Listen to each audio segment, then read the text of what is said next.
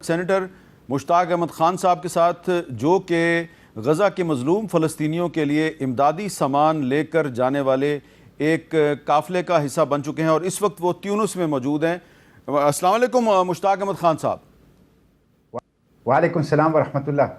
جی مشتاق صاحب، یہ بتائیے کہ یہ جو آپ کا ایک اور امدادی قافلہ ہے، اس کا نام بھی فلوٹیلا ہے، تو یہ کتنے لوگ ہیں، کتنے رضاکار ہیں، اور کیا آپ کو یقین ہے کہ آپ غزہ تک پہنچ جائیں گے؟ بہت شکریہ میر صاحب۔ یہ گلوبل سمود فلوٹیلا ہے۔ سمود کا مطلب ہے استقامت، تو اردو میں اس کا مطلب ہوگا عالمی قافلہ استقامت، اور یہ 44 ممالک سے زائد کے شہری اس میں شامل ہیں، اور یہ 70 سے زیادہ کشتیاں ہیں، اور اب تک جتنے فلوٹیلا گئے ہیں، مور دین 50 فلوٹیلا ابھی تک گئے ہیں، ان سب کی کولیکٹیو تعداد سے بھی اس کی تعداد زیادہ ہے۔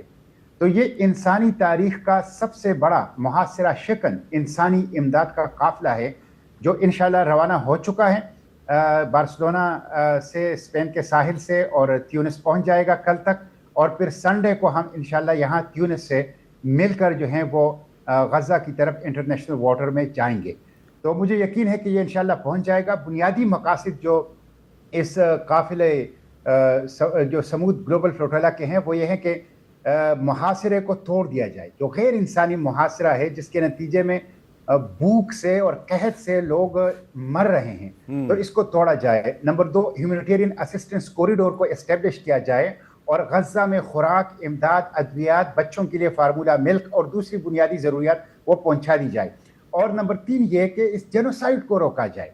جو گلوبل ایسوسی ایشن فار جینوسائیڈ اسکالرز ہیں، انہوں نے 2-3 دن پہلے ایڈمٹ کر لیا کہ غزہ کے اندر ہر ڈیفینیشن پر ایک فل سکیل جینوسائیڈ ہے، تو اس جینوسائیڈ کو روکا جائے۔ تو یہ ایک پیسفل نان وائلنٹ سالیڈیریٹی کا ایک موو ہے، بالکل لیگل موو ہے، اور اینٹی کولونیل ہے، اینٹی زوئنزم ہے، اینٹی جینوسائیڈ ہے، اینٹی سیٹلر ہے، اور انسانی امداد کو غزہ لے کے جانا چاہتا ہے۔ اچھا مشتاق صاحب، آپ کو تو پتہ ہی ہوگا کہ کچھ عرصہ پہلے بھی اسی طرح ایک امدادی قافلہ جو ہے اس میں کچھ ہیومن رائٹس ایکٹیوسٹ تھے اور کچھ ماحولیات کی آلودگی کے خلاف کام کرنے والے ایکٹیوسٹ تھے، وہ سارے اس میں شامل تھے، اور انہوں نے بھی اسی طرح غزہ جانے کی کوشش کی، تو اس کو اسرائیلی فوج نے روک لیا تھا، بلکہ ان کو گرفتار کر لیا تھا ان سب کو۔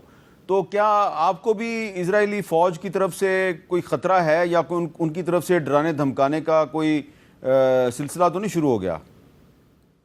بالکل، آپ کی بات بالکل ٹھیک ہے میر صاحب۔ اسرائیلی وزراء اور وہاں کی حکومت جو بیانات دے رہی ہے کہ جو گلوبل سمود فلوٹیلا میں جو لوگ آ رہے ہیں ان سب کو ٹیررسٹ ڈکلیئر کیا جائے گا، اور ان کو ٹیررسٹ کی طرح ان کو ڈیل کیا جائے گا، اور ان کے جتنے جہاز ہیں ان کو ضبط کر دیا جائے گا۔ آپ اگر دیکھ لیں ماضی میں جو فلوٹیلا گئے ہیں، ان کو 3 میں سے کسی ایک سچویشن کا ان کا سامنا ہوا ہے۔ بعض فلوٹیلا، بہت تھوڑے 3-4 فلوٹیلا، وہ اپنی منزل یعنی غزہ پر پہنچ گئے ہیں اور امداد کو انہوں نے وہاں تک پہنچا دیا ہے۔ دوسرا جو ان کے ساتھ صورتحال پیش آئی ہے وہ یہ ہے کہ انٹرسیپٹ ہو گئے ہیں، اور انٹرسیپٹ ہونے کے بعد یا تو ان کو گرفتار کیا گیا ہے، یا فوری طور پر کسی دوسرے ملک میں ڈیپورٹ کر دیا گیا ہے، اور ان کو غزہ میں جانے نہیں دیا گیا۔ تو یہ دوسری سچویشن۔ تیسری سچویشن جو ماوی مرمرا کے ساتھ اور دوسرے فلوٹیلا کے ساتھ بھی ہوا ہے، کانشس فلوٹیلا کے ساتھ بھی ہوا ہے، کہ ان کو دشمن سمجھ کر اسرائیلی فورسز نے، کمانڈوز نے ان کے اوپر حملہ کیا، اور وہاں بہت سے لوگ جو ہیں وہ قتل کر دیے گئے۔ تو ان 3 صورتوں میں کوئی ایک صورت ہمیں پیش آ سکتی ہے، لیکن یہ گلوبل سمود فلوٹیلا کے لوگ جو ہماری ٹریننگ ہوئی ہیں، ان میں بھی ہمیں یہ بتایا گیا ہے کہ چونکہ ریاستیں ناکام ہو گئی، حکومتیں ناکام ہو گئی، انٹرنیشنل باڈیز ناکام ہو گئی، ورلڈ آرڈر ناکام ہو گیا، لائیو اسٹریمنگ جینوسائیڈ ہو رہا ہے ہیومن ہسٹری کا، تو ہم مجبور ہیں کہ سویلین اپنے خالی ہاتھ سامان لے کر اپنی کشتیوں میں جائیں اور اپنی زندگیوں کو خطرے میں ڈالیں، رسک لیں، لیکن اس ہیومینیٹیرین اسسٹنس کو وہاں تک پہنچائیں۔ یہ بتائیں مشتاق صاحب، بڑی اچھی بات ہے کہ آپ اس میں پاکستان کی نمائندگی کر رہے ہیں، تو آپ کے ساتھ پاکستان سے اور کون کون لوگ شامل ہیں؟